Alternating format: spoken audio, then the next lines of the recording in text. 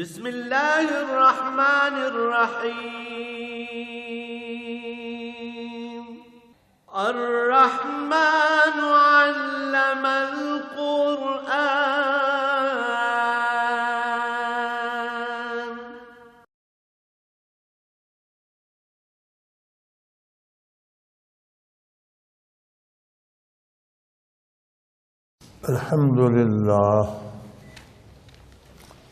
الحمد لله رب العالمين، والصلاة والسلام على حبيبه محمد وآله وصحبه أجمعين.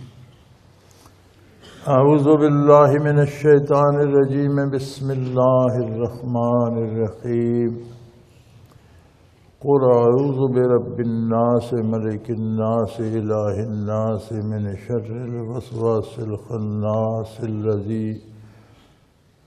الذي يوسوس في صدور الناس من الجنة والناس. اللهم سبحانك لا علم لنا إلا ما علمتنا إنك أنت العليم الحكيم. رب اشرح لي صدري ويسر لي أمري واحلل عقدة من لساني يفقهوا قولي. رب زدني علما. مولاي صل وسلم دائما أبدا على حبيبك خير الخلق كلهم.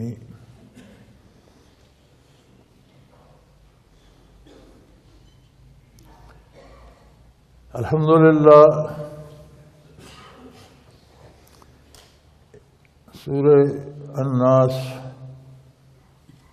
مکی صورتوں میں سے ہے، مکہ مکرمہ میں نازل ہوئی. یہ دونوں صورتیں آخری سورہ فلق اور الناس یکجا ہیں، 11 آیات ہیں. ان کا شان نزول کل عرض ہو چکا، اجمالی طور پر دہرائی دیتا ہوں کہ جس طرح انسانی ضروریات کو پورا کرنے کے بے شمار مختلف طریقے ہیں، حیات کے بے شمار سلیقے ہیں، بہت سے ہمیں نظر آتے ہیں، لیکن بہت سے ایسے ہیں جو ہمیں نظر نہیں آتے، ظاہری آنکھوں سے دکھائی نہیں دیتے، محسوس کیے جا سکتے. زندہ رہنے کے لیے غذا ضروری ہے، صحت مند ہونا غذا کا، صحت کے قابل ہونا ضروری ہے. لیکن اگر کسی کو صحت مند اچھی غذا بھی دی جائے، بر وقت بھی دی جائے، لیکن اسے پیار نصیب نہ ہو، ہمہ وقت جھڑکتے رہیں، تو اس کی وہ صحت اسے نصیب نہیں ہوتی. اب وہ جو پیار ہے وہ ایک کیفیت ہے، وہ نظر نہیں آتی، لیکن اس ظاہری غذا سے اس کا اثر زیادہ ہے. کتنے مرض ایسے ہیں جن میں آج بھی ڈاکٹر یہ رائے دیتے ہیں کہ علاج بھی بڑا قیمتی ہے، مشکل ہے، بڑی محنت سے ہم کر رہے ہیں، لیکن اصل علاج اس کا یہ ہے کہ آپ مریض کو خوش رکھیں. اگر یہ پریشان ہوگا تو یہ ظاہری دوا بھی کام نہیں کرے گی. اب وہ جو اندر اس کے خوشی پیدا کرنا ہے، اسے ہر وقت اچھی خبر دینا ہے، بری بات سے بچانا ہے، جھگڑا نہیں کرنا اس سے، ہر وقت ماحول ایسا رکھنا ہے کہ اس کی طبیعت خوش رہے، تو یہ ساری چیزیں محسوس کی جا سکتی ہیں، نظر تو نہیں آتی. اسی طرح انسان کو ایذا دینے والے یا زندگی کے مانع جو اسباب ہے، گولی مار کر قتل کر دیا، لاٹھی سے مار دیا، اور کئی ذریعے ہیں زندگی ختم کر دی، ظاہراً ہے. ایک نظر نہ آنے والا ذریعہ بھی ہے، کسی سے ہمیشہ حقارت کا سلوک کریں، نفرت کا سلوک کریں، توہین کرتے رہیں، ذلیل کرتے رہیں، تو وہ جیتے جی بیماری جاتا ہے. اسی طرح انسانی محسوسات ہوتی ہیں جن میں نظر بد بھی ہے. کسی نے کسی چیز کو دیکھا، اس کے اندر اتنا حسد پیدا ہوا، اس کا دل اندر سے جل گیا کہ یہ چیز اس بندے کے پاس کیوں ہے، میرے پاس کیوں نہیں. وہ جو کیفیت اس کے دل میں بنتی ہے، اس سے جو لہریں نکلتی ہیں، جو ویوز پھوٹتی ہیں، وہ جب اگلے سے ٹکراتی ہیں تو اس کا نقصان ہو جاتا ہے. یہ بڑی عجیب بات ہے. اسی طرح جادو بھی ایک کیفیت ہے. شیطان کوشش کرتا ہے ہر طرح سے انسان کو ایذا دینے کی، اور یہ یاد رہے کہ شیطان انسان کا دشمن ہے، دوست وہ کافر کا بھی نہیں ہے، وہ مطلق انسان کا دشمن ہے، اولاد آدم کا دشمن. کافر کفر کر لے، شیطان کی ہر بات مان لے، پھر اس سے وہ کام کراتا ہے کہ اور آگے دوزخ میں جائے، رعایت نہیں کرتا کسی سے.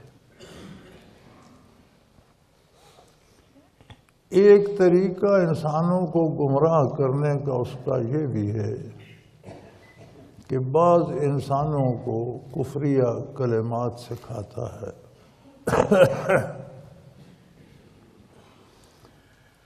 ان کے کچھ الفاظ ایسے ہوتے ہیں مبہم سے جن کے معنی عام آدمی کو، کیا جادوگروں کو بھی سمجھ نہیں آتے، لیکن وہ پڑھتے رہتے ہیں. تو ان کے مفاہیم یہ ہوتے ہیں کہ وہ کلی طاقت اللہ کی جگہ کو شیطان کو مان کر اس سے مدد کی درخواست کر رہے ہوتے ہیں. تو ایک تو جادو کہ وہ الفاظ پڑھنے والا خود سری کفر میں چلا جاتا ہے. پھر اس سے جو اثرات پیدا ہوتے ہیں وہ جس کے نام سے کرتے ہیں، جس پر اپنی توجہ مرکوز کرتے ہیں، وہ اثرات بد اس تک پہنچتے ہیں.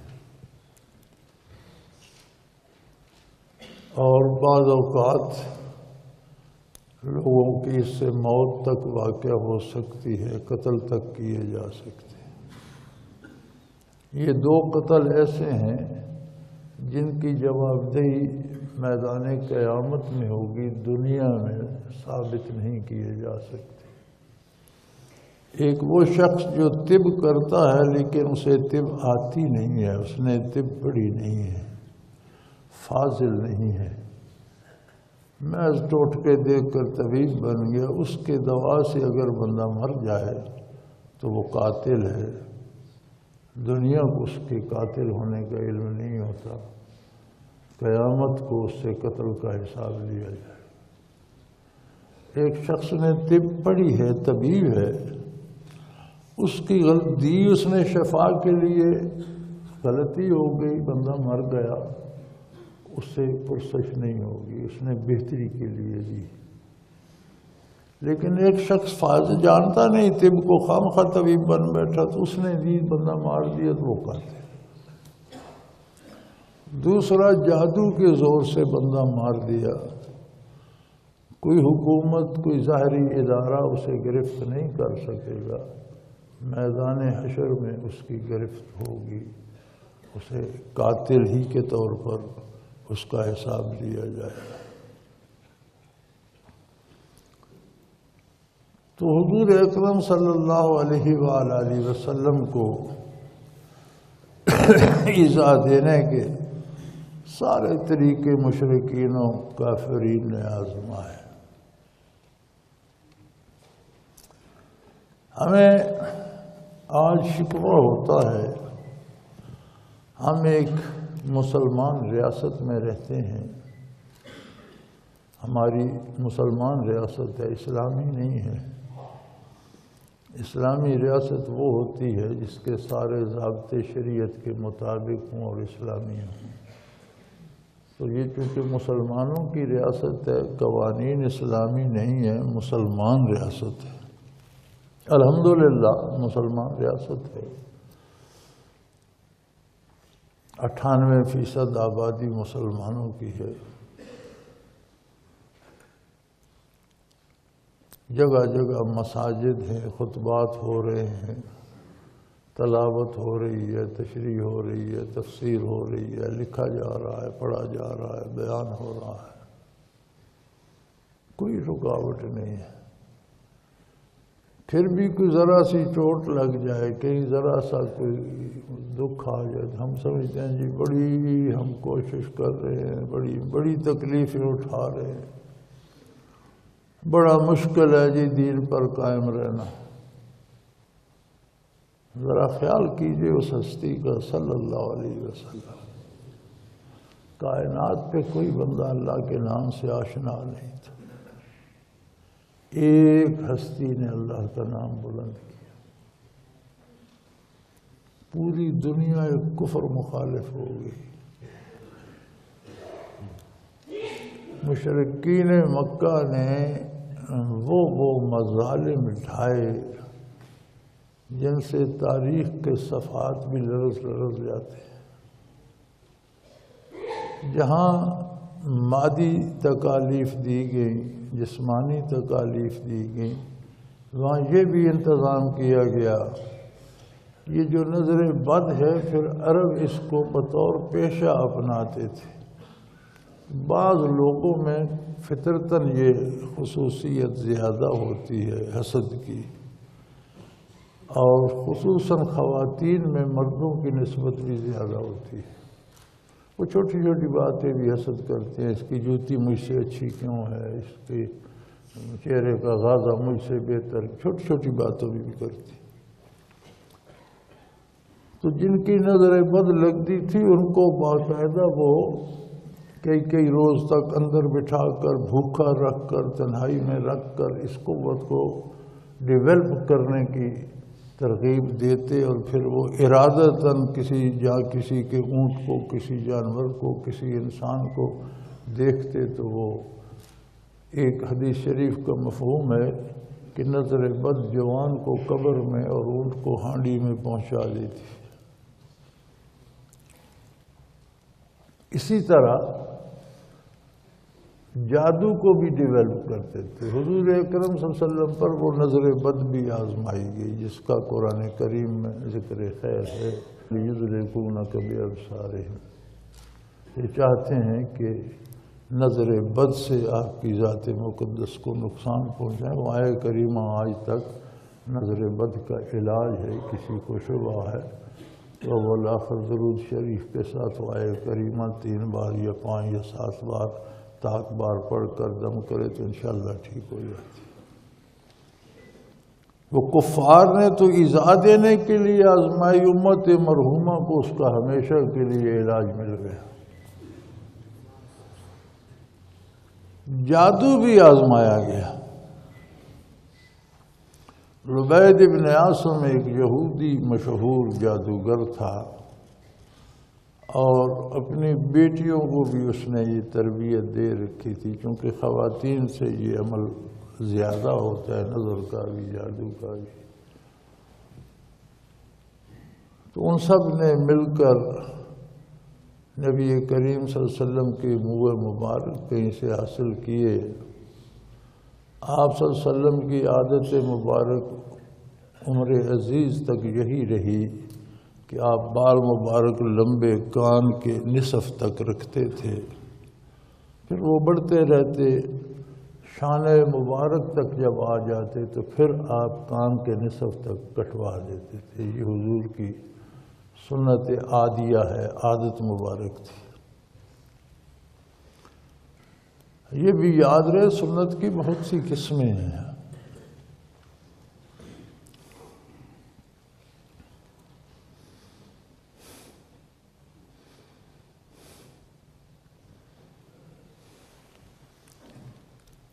ایک ہے شرعی سنت ہے جن پر عمل کرنا ضروری ہے،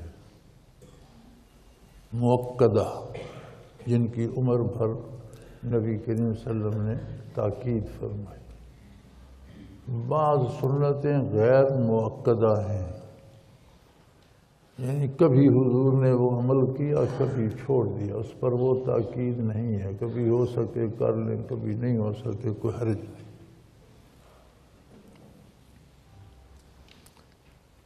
بعض سنتیں عادیہ ہیں، عادت مبارک تھی، اسے کہتے ہیں سنت عادیہ، جیسے یہ بال مبارک رکھنے کی، اگر کوئی رکھے تو بہت اچھی بات، نہ رکھے تو گناہ نہیں ہے، چونکہ یہ سنت موقدہ نہیں ہے، سنت عادیہ ہے۔ اسی طرح بہت سی چیزیں ہیں، جیسے آپ دائیں پہلو پہ سوتے تھے تو دائیں پہلو پہ سونا سنت عادیہ ہے، اگر کوئی بائیں پہ سو جاتا ہے تو گناہ نہیں ہے، لیکن اگر دائیں پہ سوتا ہے سوتے وقت تو ثواب ہے۔ تو بعض سنتیں سنت عادیہ ہیں، بعض سنتیں سنت اضطراری ہوتی ہیں جس پر عمل بالکل ضروری نہیں ہوتا، جیسے حضور کا جہاد میں دندان مبارک شہید ہو گیا، اب یہ سنت اضطراری ہے، آپ نے مرضی سے نہیں کیا، مجبوراً ہو گیا، تو سنت اضطراری پہ عمل درست نہیں۔ یہ جو قصہ بنا ہوا ہے حضرت اویس کرنی نے سارے دانت کھیڑ دیے، یہ بڑا جعلی ہے، اس کی کوئی سند نہیں، یہ سنت نہیں ہے۔ ایک نبی کا جہاد میں ہاتھ کٹ جائے تو ساری امت ہاتھ کٹوا دے، یہ کون سی سنت؟ کسی امت کا نبی جہاد میں شہید ہو جائے، کتنے نبی کافروں کے ہاتھ میں شہید ہوئے، ساری امت خودکشی کر لے، اسے کہتے ہیں سنت اضطراری۔ سنت اضطراری پر عمل نہیں کیا جاتا، عمل کرنا منع ہے۔ نبی کریم کا دندان مبارک شہید ہوا تو اب ساری امت دانت توڑوا لے، تو یہ سنت نہیں ہے۔ اور کس سے گھڑے گئے، وہ جی سارے دانت انہوں نے توڑوا دیے، یہ کون سی یہ جاہلانہ حکایات ہیں، ان کی کوئی سند نہیں ہے۔ بلکہ ایک مناظرے میں ایک شیعہ عالم نے، بہت متبحر عالم تھا مولوی اسماعیل، شیعہ کا عہد رفتہ کی یادگار تھا، شیعہ کو ایسا عالم نہیں ملے گا، اور پاکستان بھر میں اس کا جواب حضرت رحمۃ اللہ تعالیٰ علیہ ہی تھے، کوئی مولوی قریب نہیں جاتا تھا، بہت وسیع المطالعہ، بڑی لائبریری کا مالک۔ اس نے یہ پیش کیا تھا ایک مناظرے میں حضرت کا، آپ نے فرمایا کسی مدلل کتاب سے، کسی دلیل سے ثابت کرو، حکایات سے نہیں، وہ نہیں کر سکا، اس کی کوئی دلیل نہیں ہے۔ تو یہ بعض سنتیں اضطراری ہوتی، یہ سنت عادیہ ہے، بال مبارک رکھنا، کوئی رکھتا ہے تو بہت ثواب کی بات، نہیں رکھتا تو جرم نہیں ہے۔ انہوں نے وہ منہ مبارک حاصل کیے، وہ پرانی کنگھی کے دندانوں میں پھنسا کر ان پر گرہیں لگائیں، اب بال کو گرہ لگایا جائے تو وہ آسانی سے نہیں کھلتی، انسانی بال باریک ہوتا ہے اور ربڑ کی طرح لطیف سا ہوتا ہے، وہ گرہ کھنچ جائے تو نہیں کھلتی۔ پھر ایک ویران کنویں میں اتر کر نیچے رکھ کر بڑے سے پتھر کے نیچے دبا دیا۔ یہاں بھی بہت حکایات لکھی گئی ہیں، حضور کی طبیعت ناساز ہو گئی، حضور اتنے دن بیمار رہے، حضور کے لبھائے مبارک سے آپ چاہتے کچھ اور تھے، کچھ اور نکل، یہ سب واہیات قصے ہیں، ان کی کوئی سند نہیں، حضور نے محسوس کر لی۔ اگر یہ بات مانی جائے کہ جادو کے اثر سے ایک لفظ بھی حضور کے لبہ مبارک سے خلاف مرضی نکلا تو سارا دین مشکوک ہو جاتا ہے۔ کیا سند رہ جاتی ہے کہ اور کون سا حکم صحیح ہے، کیا خبر اس میں کون سا لفظ خلاف مرضی نکل گیا، یہ ممکن نہیں ہے۔ نبی کا ہر لفظ وحی الہی ہوتا ہے، ما ینطق عن الہویٰ عن الہویٰ الا وحی یوحیٰ۔ لبھائے مبارک نطق سے کوئی لفظ ادا نہیں ہوتا، ما ینطق، نطق کہتے ہیں بولنے کی قوت کو، قوت ناطقہ کام نہیں کرتی جب تک اللہ کی طرف سے القاء نہیں بتایا نہیں جاتا۔ تو قرآن کریم وہی مطلب ہے، وہ وہی ہے جو خالص اللہ کا کلام حضور کی زبان پہ جاری ہوا اور جس کی تلاوت کی جاتی ہے۔ ساری حدیث وہی غیر مطلب ہے، جو کلام اللہ ہی کا ہے، الفاظ نبی کریم صلی اللہ علیہ وسلم کے، حضور کے قلب اطہر پر آیا، آپ نے اپنے الفاظ میں ارشاد فرمایا، وہ حدیث جو قلب اطہر پہ آیا، اور وہی الفاظ جو ذات باری نے منتخب فرمائے، وہی حضور نے ادا فرمائے، وہ قرآن ہے، وہ وہی مطلب ہے، یہ وہی غیر مطلب ہے۔ تو یہ سب حکایات ہیں۔ ہاں حضور نے محسوس کیا تو فوراً وحی آ گئی۔ سارا قصہ اللہ کریم کی طرف سے جبرائیل امین نے بیان فرمایا، حضور نے خدام کو حکم دیا، نشاندہی کی، وہ گئے اس کنویں میں اترے، پتھر ہٹایا، کنگھی اٹھا کر لے آئے۔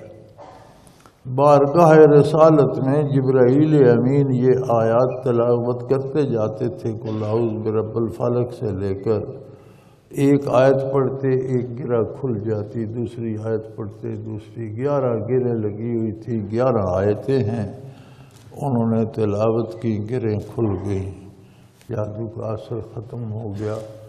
نتیجہ یہ ہوا کہ امت کو یہ تعلیم کر دیا گیا کہ انسان کو ایذا پہنچانے کے نظر نہ آنے والے غیر مرئی ذرائع یہ بھی ہیں، اور بطفیل نبی کریم صلی اللہ علیہ وسلم ان کا علاج یہ ہے۔ سو قیامت تک پوری امت مسلمہ کو یہ علاج نصیب ہو گیا۔ پھر حضور کی عادت مبارک تھی، کوئی بیماری بھی ہوتی تو آپ یہ 11 آیات، یہ دونوں صورتیں پڑھ کر ہاتھ پر دم فرما کر وجود اطہر پر پھیر لیا کرتے۔ تو تمام مسلمانوں کے لیے جہاں دوا لیتے ہیں ڈاکٹر سے، طبیب سے، وہاں یہ علاج بھی کیا کریں، طاق مرتبہ درود شریف پڑھیں، طاق مرتبہ یہ صورتیں پڑھیں، طاق میں برکت ہے، طاق مرتبہ درود شریف پھر پڑھیں اور ہاتھ پر پھونک کر جسم پر پھیر لیں۔ اول آخر درود شریف کی مصلحت علماء حق فرماتے ہیں کہ درود شریف دعا ہے۔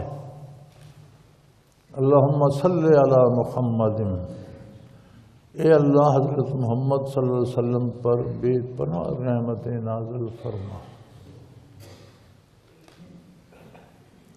تو اگلے دن ایک سوال تھا، شیطان کے حربے بڑے عجیب ہیں اور کہاں کہاں بندے کو دھوکہ دیتا ہے۔ اب اس بندے نے بڑا اپنے آپ کو پارسا سمجھتے ہوئے سوال بھیجا تھا کہ جی ہم اللہ کی سنت پر عمل کیوں نہ کریں؟ یہ اللہ کی سنت کیا ہے؟ یہ اللہ بھی درود بھیجتا ہے، ہم بھی درود بھیجیں۔ اور میں نے کہا خدا کے بندے، فرشتے درود بھیجتے ہیں، انسان درود بھیجتے ہیں تو اللہ سے دعا کرتے ہیں۔ اللہ درود بھیجتا ہے تو اللہ کسی سے دعا نہیں کرتا، اللہ رحمتیں نازل کرتا ہے۔ فرشتوں کے انسانوں کے درود میں اللہ کے درود میں فرق۔ ان اللہ و ملائکتہ یصلون علی النبی، یقیناً اللہ بھی درود بھیجتے ہیں اور اللہ کے فرشتے بھی نبی کریم صلی اللہ علیہ وسلم۔ تو فرشتے بھی ہماری طرح بارگاہ الوہیت میں دعا کرتے، لیکن اللہ جو بھیجتا ہے تو اللہ ہر لمحہ نئی سے نئی رحمتیں نازل فرماتا ہے۔ اب تم اللہ کی سنت پر عمل، تم رحمتیں نازل کرو گے تو اللہ کا خوف کرو، سنت محمد الرسول اللہ کی ہیں۔ تو یہ بڑے دلچسپ دھوکے شیطان دیتا ہے۔ اب بندہ تو اسے نیکی سمجھے بیٹھا تھا کہ بڑا رتبہ ہے، لیکن یہ کتنی بڑی گستاخی ہو جاتی ہے۔ تو محتاط رہنے کی ضرورت ہے۔ تو وہ علماء فرماتے ہیں کہ درود شریف وہ دعا ہے جو مقبول شدہ ہے، رحمتیں تو اللہ نازل فرما رہا ہے، ہم نے تو خواہ مخواہ اپنا نام لکھوانا ہے کہ ہم بھی اس کی تمنا رکھتے ہیں، وہ کام تو پہلے ہو رہا ہے۔ تو دعا سے پہلے بھی درود شریف پڑھا جائے، آخر میں بھی درود شریف پڑھا جائے تو گویا پہلا حصہ بھی قبول ہے، آخری بھی قبول ہے تو اس کریم کی بارگاہ سے امید ہے کہ درمیان والے کو چھوڑ نہیں دے گا۔ اس لیے فرماتے ہیں کہ دعا سے پہلے بھی درود پڑھا جائے، آخر میں بھی درود پڑھا جائے تو اس کے قبول ہونے کی امید زیادہ کی جا سکتی ہے۔ ان صورتوں کے بھی اول آخر طاق مرتبہ طاق اللہ کو پسند ہے، اس کی ذات واحد و لا شریک ہے، وہ طاق امور کو پسند کرتا ہے۔ ہم جتنے فرائض پڑھتے ہیں ان میں مغرب کے 3 فرض سب فرائض کو طاق کر دیتے ہیں۔ وتر اس لیے واجب ہے کہ سنت نفل جتنے پڑھے جاتے ہیں جفت پڑھے جاتے ہیں، تو وتر کی 1 رکعت واجب ہے، 2 سنت ہیں۔ وہ واجب رکعت جو ہے وہ ان تمام نوافل کو طاق کر دیتی ہے، اللہ کریم کو طاق پسند ہے۔ تو طاق مرتبہ 1 مرتبہ پڑھ لیں، 3 مرتبہ، 7 مرتبہ، 11 مرتبہ طاق مرتبہ والآخر درود شریف پڑھ کر اپنے ہاتھ پر پھیر کر جسم پر پھیر لے، بہت سی بیماریوں، تمام بیماریوں سے شفا کا کام دیتی ہے۔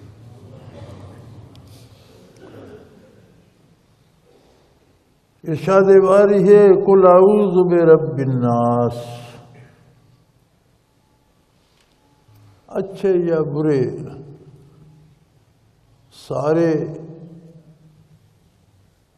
کردار انسانوں میں ہیں، لیکن انسان تو مالک کے دست قدرت میں ہے، وہ رب ہے، ہر ایک کو ہر چیز دینے والا وہ واحد لا شریک ہے، ہر چیز اس کے قبضے قدرت میں ہے۔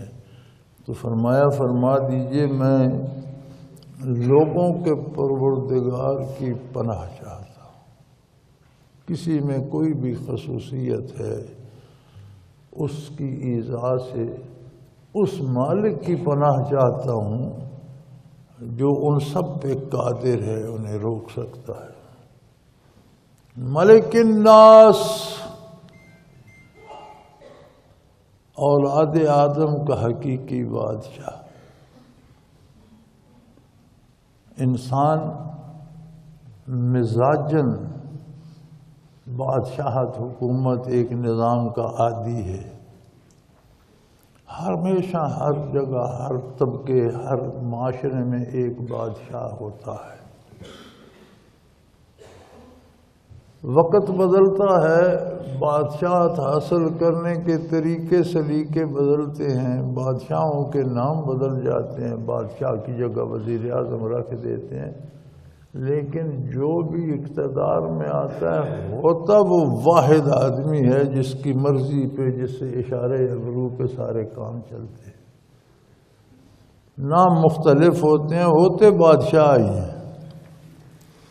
تو فرمایا یہ تو وقتی عارضی آنے جانے والے لمحاتی عارضی ظاہری حقیقی بادشاہ جو ہے انسانوں کا، جس کے دست قدرت میں ظاہر و باطن سب کچھ ہے، ہمہ وقت ہے، ہمیشہ سے ہے، ہمیشہ رہے گا، اور وہ صرف بادشاہ نہیں، الہ الناس، معبود برحق ہے لوگوں کا۔ اس کی شان یہ ہے کہ ساری مخلوق اس کے آگے سجدہ ریز رہے، حقیقی بادشاہ، معبود برحق ہے، عبادت کا مستحق ہے۔ من شر الوسواس،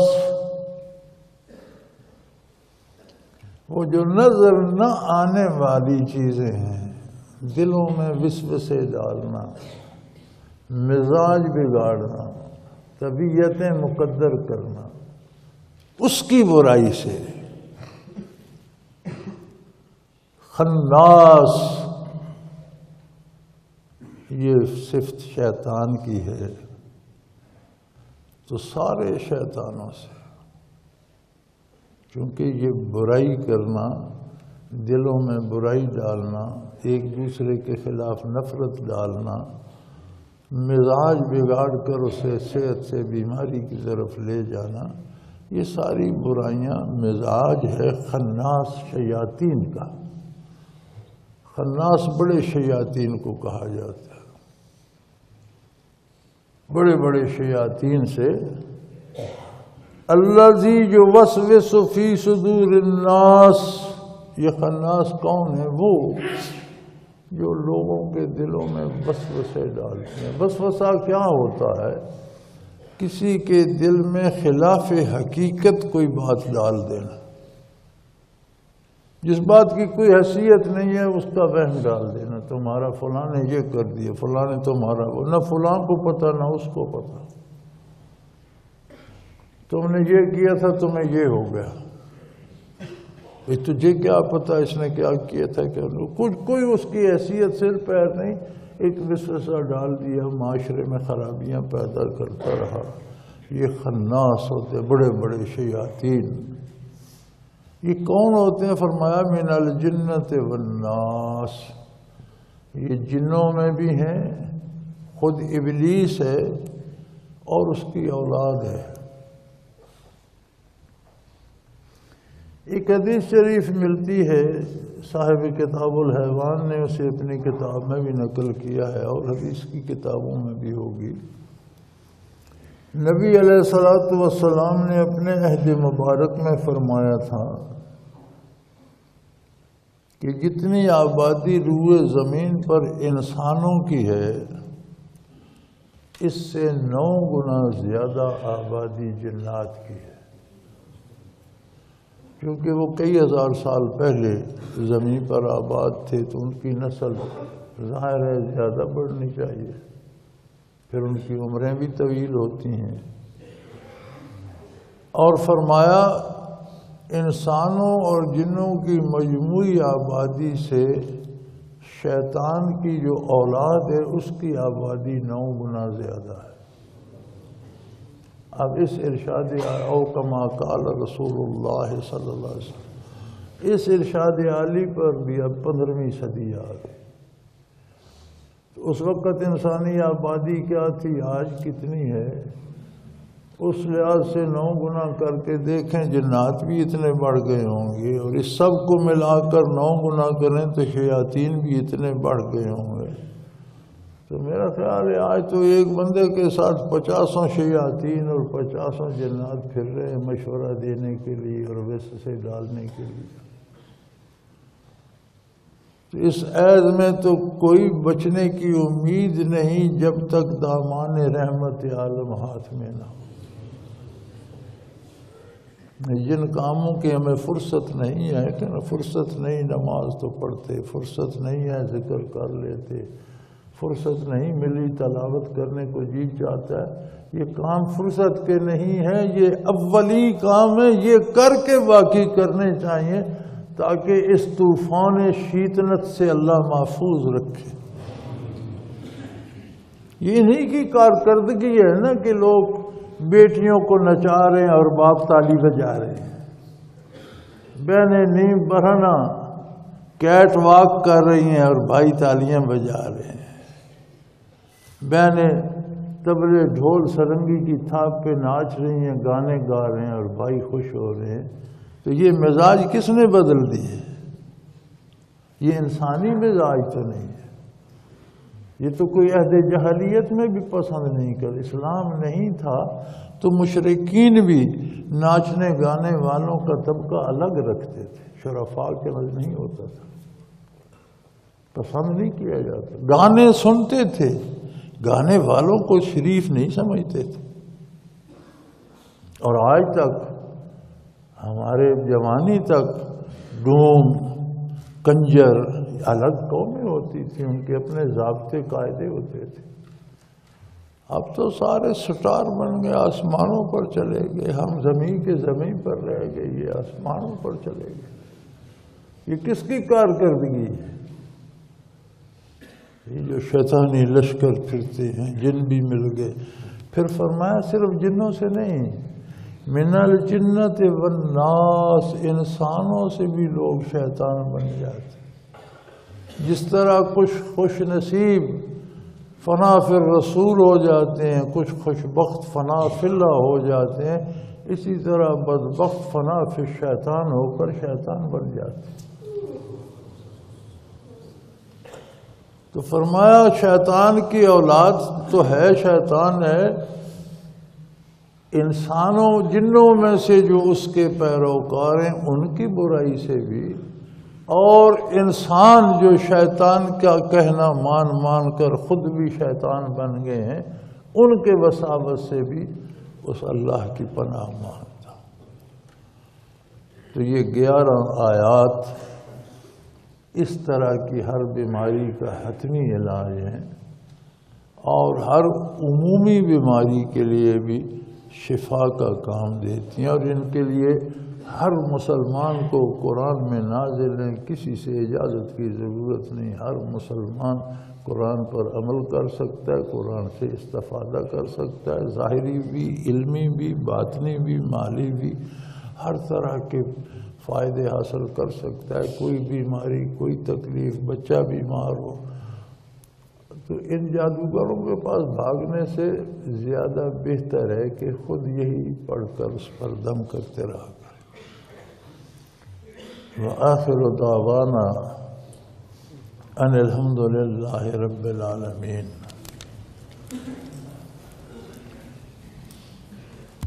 جتنا شکر ادا کیا جائے اس رب کریم کا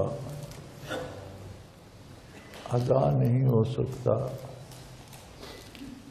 کہ اس نے ہمیں قرآن حکیم بیان کرنے کی، سننے کی، عمل کی توفیق عطا فرمائی۔ چند گزارشات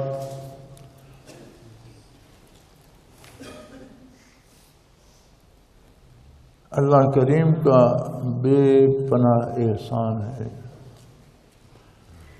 میں عالم نہیں ہوں، مفتی نہیں ہوں، پڑھا لکھا انسان نہیں ہوں،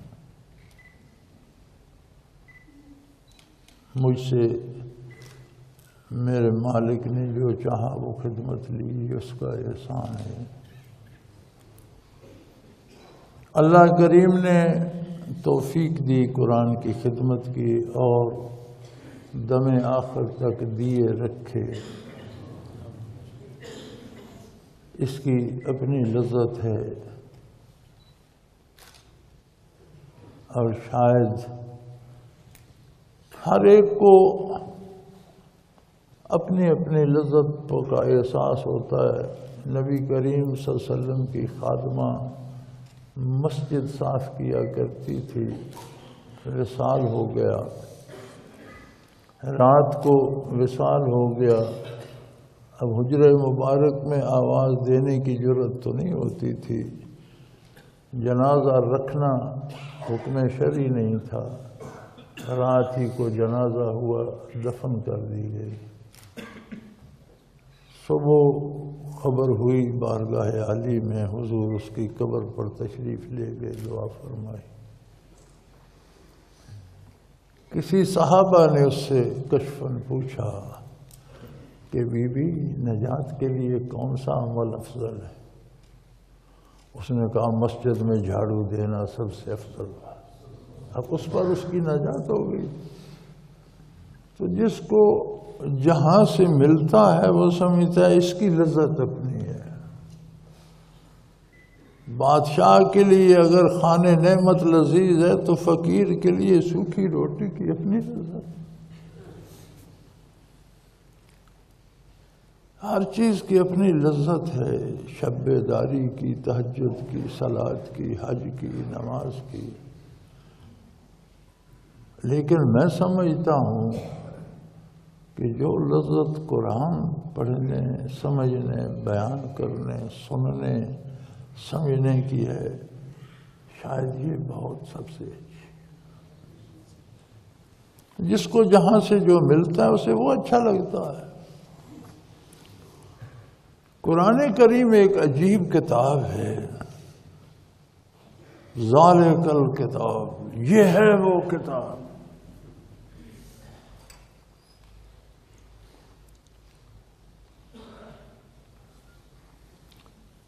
بلندی کے لیے، دوری کے لیے عربی میں ہاذا استعمال ہوتا ہے، قرآن کے لیے ذالک قریب تر کہ یہ ہے۔ تو اگر قرآن کی بلندی بیان کرنی تھی تو ہاضا ہوتا، تو ذالکہ یہ ہے نہیں فرمایا، اس میں ذالکہ میں بہت بڑی کہ یہ ہے وہ کتاب لا ریب فیہ، جس کے کسی حکم، کسی ارشاد، کسی قصے، کسی بیان میں شبہ کی گنجائش ہی نہیں۔ نزول سے لے کر قیامت تک پورا نظام زندگی ہے جس میں کسی ترمیم کی ضرورت نہیں۔ نزول سے لے کر قیامت تک زمانہ کتنی کروٹیں لے، کتنے نئے سوال پیدا ہوں، ہر سوال کا جواب موجود۔ تو اس 20ویں صدی سے تک علماء تاریخ کے مطابق قرآن کی تقریباً 2.5 لاکھ تفاسیر لکھی گئی۔ ہر زمانے میں کچھ لوگوں سے اللہ نے اس کی خدمت لی تو 2.5 لاکھ کے قریب تفاسیر لکھی گئیں، جن میں علماء تاریخ کہتے ہیں کہ 50,000 ایسی ہیں جو طبع نہ ہو سکیں جب مطبوعات نہیں تھے، پریس نہیں تھے، کلمی نسخے چلتے رہے، پھر بعد میں پریس آ گئے۔ 2 لاکھ ایسی ہیں جو زیور طبع سے آراستہ ہیں۔ اب اس صدی میں شاید اور بہت سی آ گئی ہوں گی، وہ اس میں شامل نہیں ہیں۔ یہ بھی کسی نے سوال کیا تھا کہ اتنی زیادہ کیوں لکھی ہے؟ بات یہ ہے کہ ہر عہد کی اپنی ضرورتیں، اپنے سوال ہیں، اپنے مسائل ہیں۔ کتاب واحد ہے نزول سے لے کر قیامت تک، تو ہر عہد میں اللہ نے ایسے بندے پیدا فرمائے جنہوں نے اسی کتاب سے اس عہد کے سوالات کو حل کر دیا۔ ہم پریشان ہوتے ہیں کہ فلاں پرانی تفسیر اٹھائی، اس میں میرا مسئلہ نہیں مل رہا۔ پریشانی کی بات نہیں بھائی، آپ کا مسئلہ آج کا ہے۔ انہوں نے اپنے عہد کے مسائل حل کیے ہیں۔ جس عہد میں تفسیر لکھی گئی ہے اس عہد کا کوئی مسئلہ ان لوگوں نے نہیں چھوڑا، لیکن مستقبل کا خدا جانے، انہیں کیا خبر کب کون سا مسئلہ پیدا ہوگا۔ لہذا اللہ نے ہر دور میں کچھ لوگوں کو یہ خدمت عطا فرمائی۔ بہت سے شیطان نے بھی پیدا کیے مفسروں کے نام پر، آج بھی تفسیریں ملتی ہیں، جیسے غلام احمد قادیانی نے بھی آیات کی تفسیر کر دی۔ اس طرح بھی درمیان میں چلتے گئے۔ کوئی میں نے تو ساری عمر سیدوں کے ساتھ شاہ سنا ہے، ایک کوئی سنا ہے احمد خان صاحب بھی سید ہوئے ہیں، انہوں نے بھی ایک تفسیر لکھی، اس میں بھی انہوں نے اس طرح کی تک بندی کی۔ تو کچھ ہوتے ہیں جو اس میں بھی کرتے رہتے ہیں، اللہ سب کو معاف کرے۔ لیکن اللہ نے اپنے بندوں سے اپنے بندوں کی رہنمائی کا اور رسول اللہ صلی اللہ علیہ وسلم کی خدمت کا اور قرآن کی خدمت کا کام لیا، اور یوں تفاسیر زمانے کے ساتھ رہنمائی کرتی رہیں، اور ہر تفسیر نے اپنے عہد کے سوالوں کے جواب دیے۔ میں قرآن بیان کیا کرتا تھا، حضرت رحمۃ اللہ تعالیٰ علیہ بہت پسند فرماتے تھے۔ تو آپ نے ایک دفعہ مجھے فرمایا کہ یار ایک تفسیر لکھو۔ آپ نے فرمایا بات آئی گئی ہو گئی، 84 میں آپ کا وصال ہو گیا، اللہ پر کروڑوں رحمتیں نازل فرمائے۔ 87 میں نے اس ارشاد کی تعمیل میں اسرار التنزیل لکھنا شروع کی۔ بڑی عجیب بات، رمضان شریف میں شروع کی، پہلے 3 پاروں کی تفسیر لکھ لی، اسی دفتر میں بیٹھ کر لکھا کرتا تھا، اب جو یہاں سے دور ہو گیا۔ 3 پارے لکھے گئے، رمضان شریف گزر گیا، پوری کوشش کی، ایک لفظ نہ لکھا جائے، چھوڑ دیا۔ پھر رمضان شریف آیا، پھر قلم چل پڑا، اگلے رمضان شریف میں 3 پارے پھر لکھے گئے۔ یوں سلسلہ چلتا رہا۔ غیر رمضان میں کوئی سمجھ نہیں آتی تھی، رمضان شریف میں در وہاں ہو جاتا تھا۔ 1 سال درمیان میں بیماری کی وجہ سے تفسیر پر کام نہ ہو سکا۔ یوں 11 سال لگے۔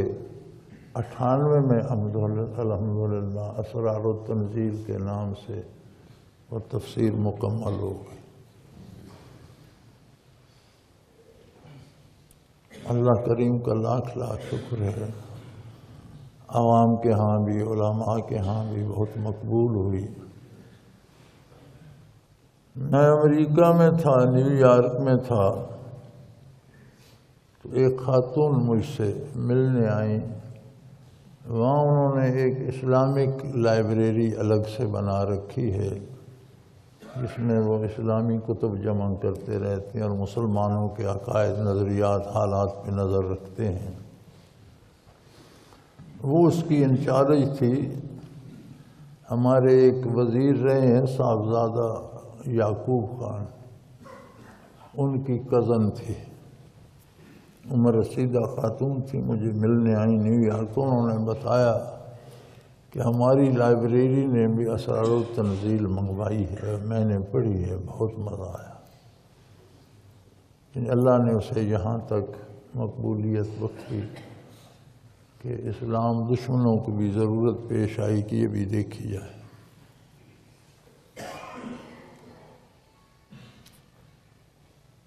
پھر ایک ٹیلی ویژن چینل نے کہا کہ یہ ہم چاہتے ہیں کہ ہم پنجابی میں قرآن کریم کی تفسیر نشر کریں۔ اللہ ان کا بھلا کرے، وہ اس کا سبب بن گئے۔ انہوں نے مجھ سے رابطہ کیا، میں نے کہا جی بالکل، بہت اچھی بات ہے۔ ہم نے باقاعدہ ایک ساؤنڈ پروف کمرہ بنوایا، ریکارڈنگ کے قابل، اس کی دیواریں چھاتی، وہ باقاعدہ، وہ پھر کیمرے خریدے، مائک خریدے، سارا انتظام کیا۔ تو اس میں ہم ریکارڈ کرتے، انہیں بھیج دیتے، وہ چلتی رہی۔ وہ ایک بہانہ بن گیا، وہ چلتی رہی۔ 21ویں پارے تک تو وہ نشر کرتے رہے۔ پھر ان کو کچھ باتیں تلخ لگیں، تلخ تو نہیں تھیں، ان کی پسند کے خلاف تھیں، تو وہ ناراض ہو گئے، انہوں نے بند کر دیا۔ لیکن ہم نے بند نہ کیا، تو انہوں نے تو کوئی اور اپنی پسند کے کوئی مولوی لے کر خانہ پوری کر لی، لیکن ہم نے وہ شروع رکھی۔ الحمدللہ وہ 30 پارے مکمل ہو کر پنجابی میں وہ بیان میں ایک تفسیر بن گئی۔ اب اس پہ بتا رہا تھا عبدالقدیر کہ اسے ضبط تحریر میں لایا جا رہا ہے، لیکن وہ پنجابی میں اس کی پوری وہ کیسٹیں دستیاب ہیں الحمدللہ۔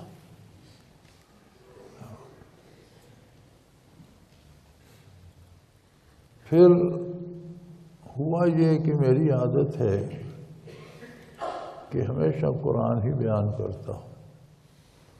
تو ہم ہر جمعے پہ آتے، کوئی تیاری نہیں ہوتی، کوئی ذہن میں مضمون نہیں ہوتا، کوئی حالات کی پرواہ نہیں ہوتی۔ قرآن کریم کھولتے جہاں سے کھل گیا، 1 2 4 جو آیات جن کی تفصیل بیان ہو سکی کر دی۔ تو خیال آیا کہ جب ہم تفصیل بیان کر ہی رہے ہیں تو اسرار التنزیل کی شرح کیوں نہ کر دی جائے۔ چنانچہ 2005 میں ہم نے سورہ فاتحہ سے شروع کر لی۔ یہ ساری اکرم التفاسیر اسرار التنزیل کی تفصیل ہے۔ اسرار التنزیل مجمل سی ہے، یہ مفصل ہے، وہ اجمالی سی ہے، بنیادی نکات ہیں اس میں تفصیلی بحث ہوگی۔ تو یہ 2005 میں ہم نے شروع کی۔ آج الحمدللہ 12 سال بعد یہ اپنے نقطۂ تکمیل کو پہنچی، اور اس نے عہد حاضر کے مسائل کا احاطہ کرنے کی کوشش کی گئی۔ اگر اس میں واقعی کوئی کمال ہے تو اللہ کی عطا ہے، وہ کرم ہے، محمد الرسول اللہ کی نگاہ شفقت ہے، وہ توجہ ہے مشائخ اعظام کی،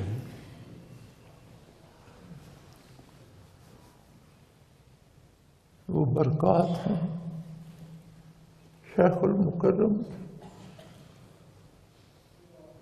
کیا لوگ تھے،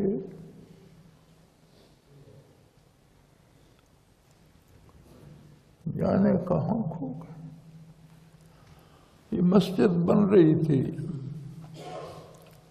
پرانے والی،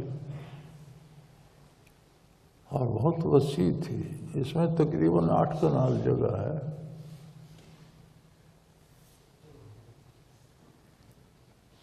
مجھے اس لیے پتا ہے کہ میں نے 8 کنال یہ بہترین ٹکڑا زمین کا دیکھ کر یہ تبادلے میں لی تھی۔ یہ بیکار سی زمین تھی لیکن وہ بیچ نہیں رہا تھا، میں نے کہا یار اچھی زمین لے لو، یہ دے دو، تبادلے میں 8 کنال لی تھی۔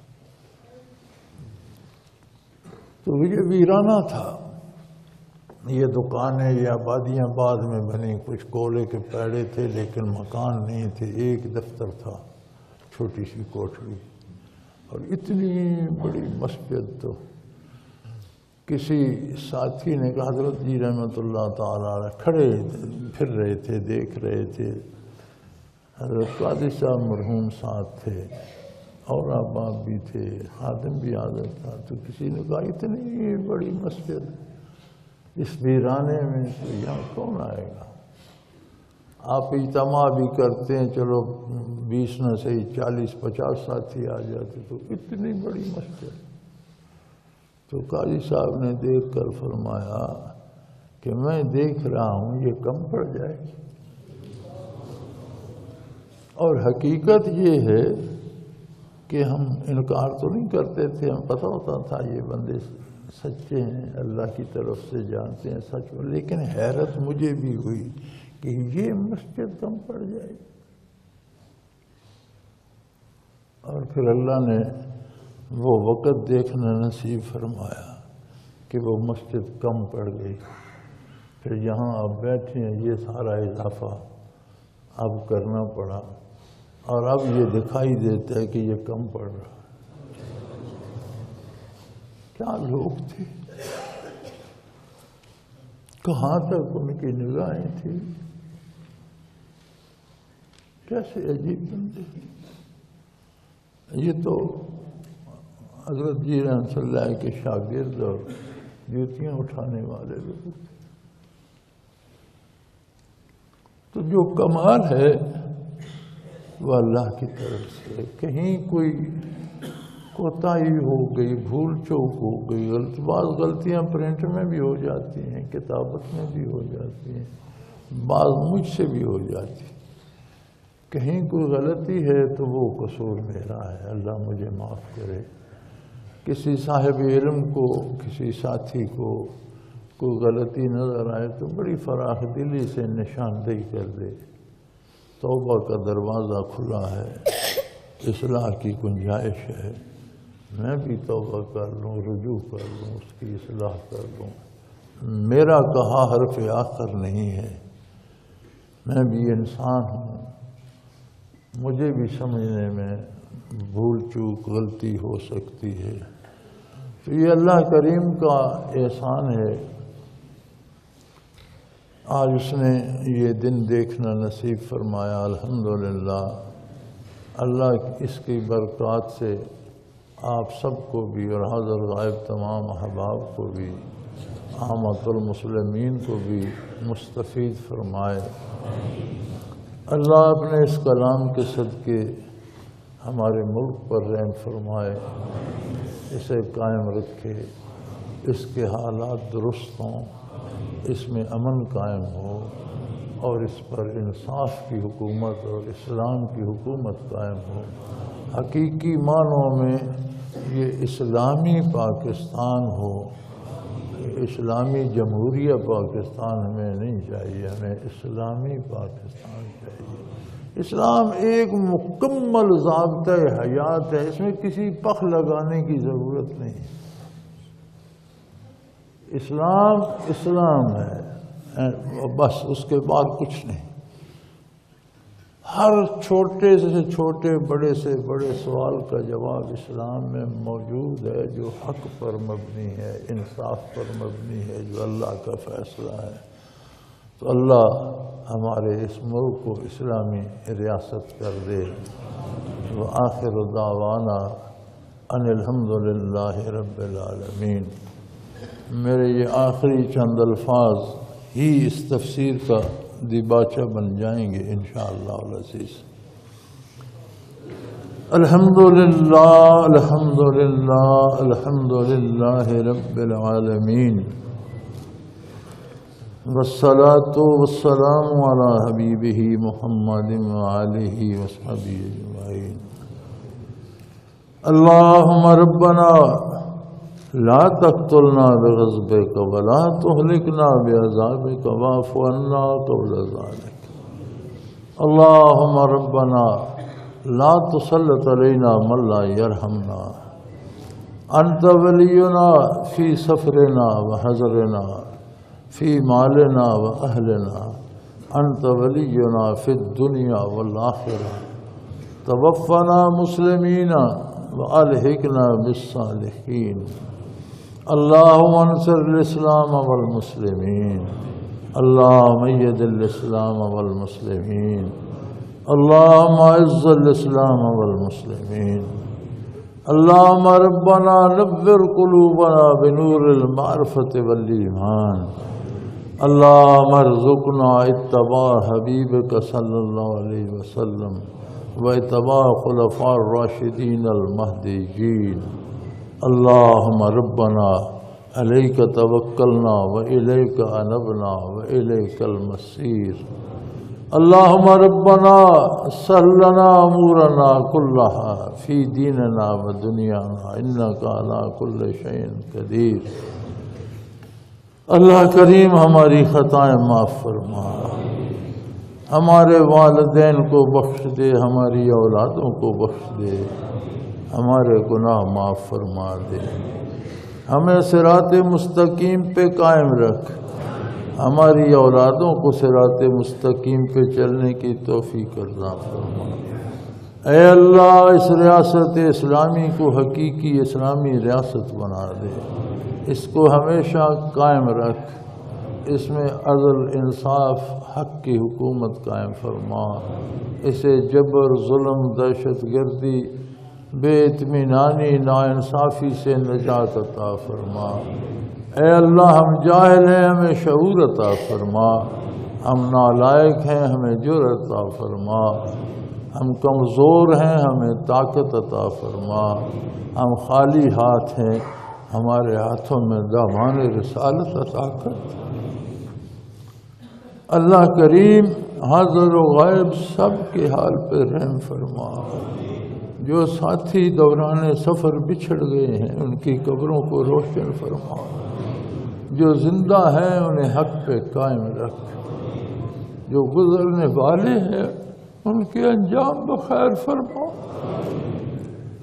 تو قادر ہے، تجھے ہمیشہ رہنا ہے، ہم تیرے عاجز بندے ہیں، زندگی کی مشکل راہوں میں بھٹک رہے ہیں، ہماری دستگیری فرما، ہمارے گناہوں کو معاف کر دے، ہماری خطاؤں کو معاف فرما دے، ٹوٹی پھوٹی عبادتوں کو اللہ ہم تیرے نیک بندوں کی نقل کر رہے ہیں، تو اسے قبول فرما لے۔